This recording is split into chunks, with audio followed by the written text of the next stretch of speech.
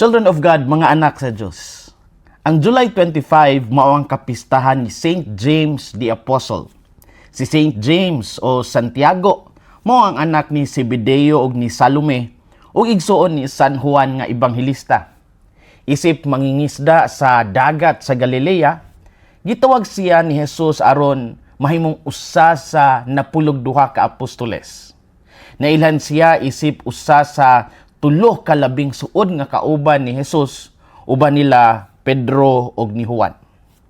Nakasaksi siya sa pagbag-os dagway ni Jesus sa bukid ug sa iyang pag-ampo didto sa Getsemani. Ang iyang inahan nga si Salome adunay usa ka inahanon nga tinguha nga mahimong pinakataas ang dungog sa iyang mga anak. Busa nangayo siya kang Jesus nga ang usa mulingkod sa tuo ug ang usa sa wala sa iyang gingharian. Sa ato pa, adunay naigamay pagka stage mother ang iyang inahan nga gusto gyud nga adunay pinakamaayong luna ang iyang mga anak. Apan lay ang plano sa Dios kaysa sa plano sa tao. Si Santiago wala makalingkod sa tronos kalibutan. Apan nahimong unang apostol nga naghalad sa iyang kinabuhi alang kang Kristo. Sumala sa Acts of the Apostles 12:2, gipatay siya pinaagi sa espada sa hari nga si Herodes Agrippa I. Ug siya nahimong unang apostol nga namartir. Ang iyang kinabuhi nagpamatuod nga ang pinakadakong dungog dili ang paglingkod sa halangdon nga lingkuranan kundi ang pagka matinud-anon hangtod yun sa katapusang gutlo sa kinabuhi.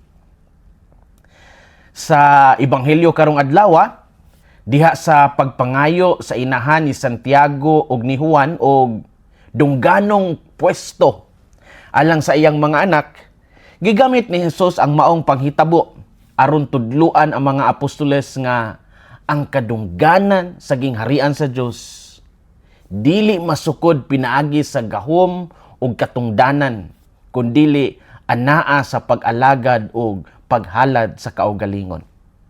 Ang dalan ngadto sa himaya muagi una sa krus. Unsay makutlo nato karong adlaw? Unang punto, ang tinuod nga kadungganan dili makita sa posisyon kundi sa pagkamatinud-anon. Sa panahon ni Jesus, ang paglingkod sa tuo ug wala sa hari nagpasabot sa labing taas nga dungog ug otoridad. Mao kan ang gipangayo ni Salome alang sa iyang mga anak. Apan gitubag sila ni Jesus pinaagi sa pagpangutana kung andam ba silang muinom sa kupa nga iyang pagaagian.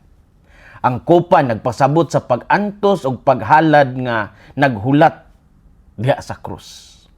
Si Jesus nagkanayon, "Can you drink the cup I am going to drink?" Matthew 20:22. Sa binisaya nga hubad, "Makainom ba kamo sa kupa nga akong pagaimnon?" Ang pagsunod kang Kristo dili lamang pagdawat sa mga blessings. Naglakip usab kini sa pagdawat sa mga sakripisyo nga kauban sa pagkadisipulo. Mo ang gipakita ni Santiago Apostol. Wala niya gipili ang sayon nga dalan apan ang dalan sa hingpit nga pagtuman sa tawag ni Kristo. Usahay, gusto usab nato nga mailhan, daygon o hatagan og taas ng mga katungdanan. Apan ang Ginoo dili una mangutana kon unsa ang atong titulong gustong itawag sa atong kaugalingon. Una sa tanan, gitawag yun ta sa pag-alagad. Mao kana ang tinuod nga sukdanan sa kadungganan sa gingharian sa Dios. Ang tinuod nga kadungganan dili makita sa posisyon kundi sa pagka-matinud-anon. Ikaduhang punto, ang labing dako mao ang angay nga labing andam moalagad. Dako kaini nga salikwaot sa pananaw sa kalibutan. Kay alang sa kalibutanon nga panglantaw, ang labing dako og posisyon maora bagyod ang boss amo manager. O ang boss amo manager maora bagyod ang magmando-mando. Apan lay ang pananaw sa Kristiyanos nga pagkahalangdon. Human sa panaglalis sa mga apostoles, gipatinaw ni Jesus nga ang mga leaders kalibutan kasagaran mopakita sa ilang gahom pinaagi sa pagmando. Apan ang gingharian sa Dios lahi ang sukdanan. Ang leader dili ang labing gialagaran kundi ang labing andam moalagad. Kini mo'y sentro sa Kristohanong pagpangulo. Ang otoridad usa ka responsibilidad sa pag-alagad ug dili usa ka pribilehiyo sa pagpasigarbo. Kung tinuod ang atong gugma kang Kristo, makita kini sa atong pagtabang sa uban. Ang pag-alagad dili pagpakaubos sa kaugalingon kundi pagsunod sa ehemplo ni Jesus. Sa pamilya, sa opisina, sa simbahan, ug sa katilingban, adunay daghang higayon sa pag-alagad. Ang tao nga andam mopunit sa buluhaton nga walay nagtan-aw, usahay mao ang labing dako sa panan-aw sa Dios. Ang tinuod nga leader dili mangita og dungog, mangita siya og paagi aron ang uban motubo ug mulambo. Ang labing dako mao ang angay nga labing andam moalagad. Story time. Ang Camino de Santiago de Compostela sa Espanya, usa sa mga labing bantugan o inila nga pilgrimages sa tibuok kalibutan. Kini nagpadulong sa lungsod sa Santiago de Compostela, diin sumala sa tradisyon gipahimutang ang mga relics ni Santiago Apostol. Ug sulod sa daghan nga siglo, milyon-milyon ka mga pilgrims ang mulakaw sa nagkalain-lain nga mga ruta aron pagampo, pagpamalandong o pagbag-o sa ilang kinabuhi. Daghan ang musulti nga ang paglakaw sulod sa daghang mga adlaw, nagtudlo kanila sa pagka mapaubsanon, pagpailob o pagsalig sa Dios. Dili lang kini usa ka kana ganing pisikal nga panaw kundi usa gajud ka spiritual journey. Sa Archdiocese of Cebu adunay lokal nga Camino de Compostela. Kini nga pilgrimage nagtanyag usab og sama nga spiritual experience. Nay duha ka ruta. Ang una nga ruta usa ka taas nga panaw nga mulungtad og kapin sa usa ka semana gikan sa Badjan, southwestern part sa Cebu, going up paingon sa Compostela.